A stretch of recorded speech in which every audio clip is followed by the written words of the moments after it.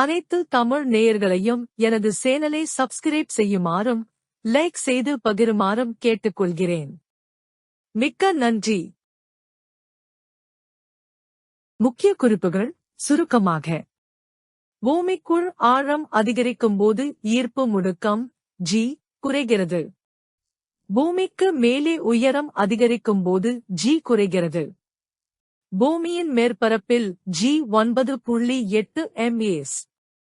பூமியின் மையத்தில் g 0. மிக அதிக உயரத்தில் g 0. ஆழம் மற்றும் உயரம் இரண்டிலும் ஈர்ப்பு முடுக்கம் குறைகிறது.